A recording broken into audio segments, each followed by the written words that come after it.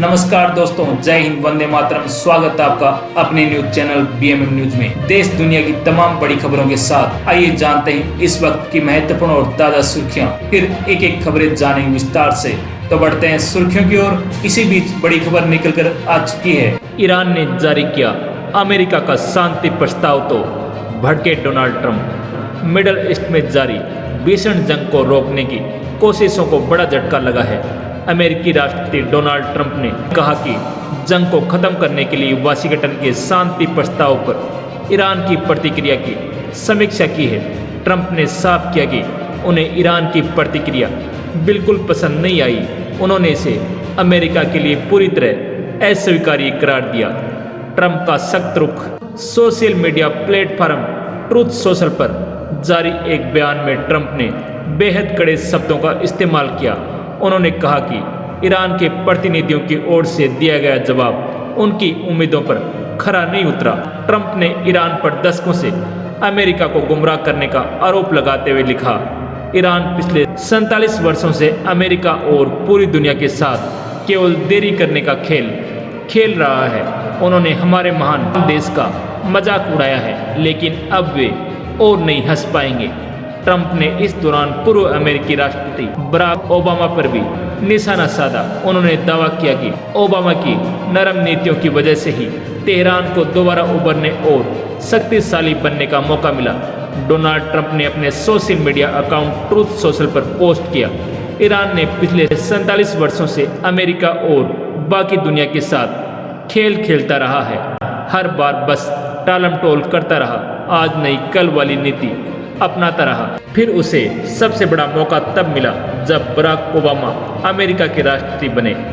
Obama सिर्फ Iran के प्रति नरम नहीं थे, बल्कि पूरी तरह उनके पक्ष में चले गए। उन्होंने इजराइल और दूसरे सहयोगी देशों को नज़रअंदाज कर दिया और ईरान को फिर से मजबूत होने का बड़ा मौका दे दिया। पाकिस्तानी मध्यस्थों के जरिए अमेरिका तक पहुंचे इस प्रस्ताव में ईरान ने कई बड़े शर्तें रखी थी।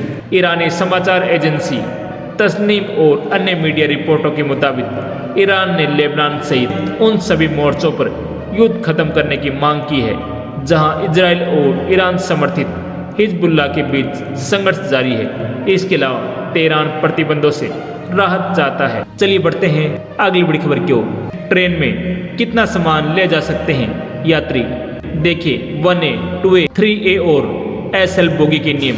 रेल यात्रियों की सुविधाओं को ध्यान में रखते हुए भारतीय रेल ने ट्रेनों में सामान ले जाने के लिए नियम बनाए गए हैं। इन नियमों के तहत अलग अलग श्रेणी के डब्बों में प्रत्येक सीट पर एक तय लिमिट तक की सामान ले जाया जा सकता है। अगर कोई यात्री तय लिमिट से ज्यादा सामान ले जाता हुआ पकड़ा जाता है तो उससे किलोमीटर और सामान के वजन के हिसाब से जुर्माना वसूला जाता है। रेलवे ने ये नियम यात्रियों की सुविधा के लिए शुरू किया था ताकि सही यात्रियों को यात्रा के दौरान दिक्कतें न हो और सुरक्षा के साथ किसी तरह का समझौता न हो। भारतीय रेल के नियमों के मुताबिक जनरल क्लास में एक यात्री अधिकतम 35 किलो लगेज, बैग, अटैची, ट्रॉली आदि ही ले जा सकता है। इसी तरह स्लीपर क्लास और थर्ड AC के लिए ये लिमिट 40 किलो तक तय की गई है। सेकंड क्लास AC के लिए ये लिमिट प्रत्येक यात्री 50 किलो और फर्स्ट क्लास AC के लिए सामान की लिमिट प्रत्येक यात्री 70 किलो तय की गई है। ये लिमिट उन यात्रियों के लिए लागू है जिनके पास वैध टिकट है।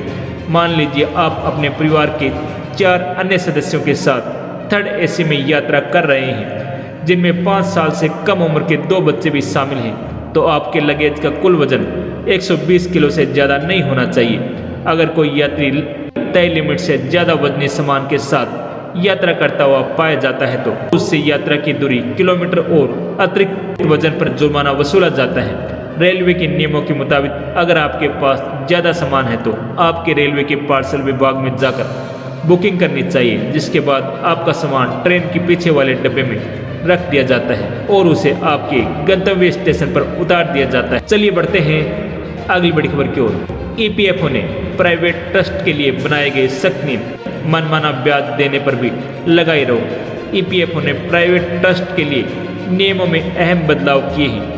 प्राइवेट ट्रस्ट के लिए नियमों को सख्त बनाते हुए EPFO ने नए SOP जारी कर दी है। नई SOP के अनुसार 1250 से ज़्यादा प्राइवेट ट्रस्ट जो लगभग 32 लाख कर्मचारियों की 3.50 लाख करोड़ रुपए से ज्यादा की बचत को मैनेज करते हैं। उन्हें अपने कर्मचारियों को कर्मचारी भविष्य निधि संगठन EPFO द्वारा दी जाने वाली शर्तों की तुलना में बेहतर या कम से कम बराबर लाभ देने होंगे। एक रिपोर्ट के मुताबिक एक सीनियर अधिकारी ने बताया कि किसी भी प्राइवेट ट्रस्ट द्वारा नियमों का पालन न करने पर उसकी छूट की स्थिति रद्द कर दी जाएगी।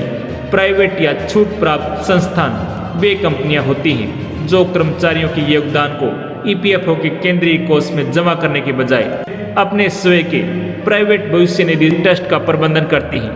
ये सार्वजनिक और निजी दोनों क्षेत्रों की कंपनियां हो सकती हैं। अधिकारी ने बताया कि छूट के लिए नई और आसान SOP को EPFO के केंद्रीय न्यासी बोर्ड CBT ने मंजूरी दे दी है, जिसके अध्यक्ष श्रम मंत्री मनसुख मांडविया करते हैं। उन्होंने आगे कहा कि नई SOP मौजूदा 4 SOP और छूट नियमावली को एक ही व्यापक ढांचे में एकीकृत करेगी ताकि अनुपालन का बोझ कम हो सके और जीवन की सुगमता को बढ़ावा मिल सके।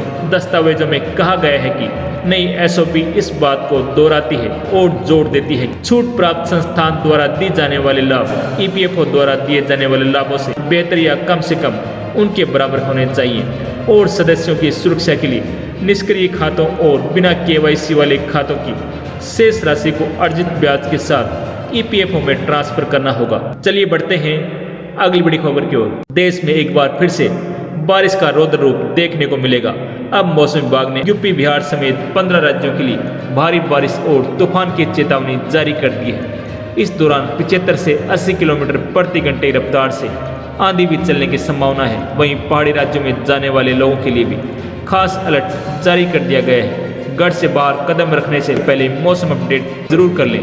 पूर्वी भारत में ओलावृष्टि, आकाशीय बिजली और वज्रपात गिरने का भी प्रबल संभावना है। उत्तर पूर्वी बिहार से लेकर झारखंड, उड़ीसा और छत्तीसगढ़ होते हुए तटीय आंध्र प्रदेश के मध्य भागों में चक्रवाती परिसंचरण का निर्माण हो रहा है। वहीं दक्षिण पूर्वी राजस्थान के ऊपर स्थित इस चक्रवाती परिसंचरण से लेकर गंगा के मैदानी पश्चिम बंगाल तक निचले 100 मंडलीय स्तरों पर एक गर्त फैला हुआ है। दिल्ली में बारिश आंधी की चेतावनी।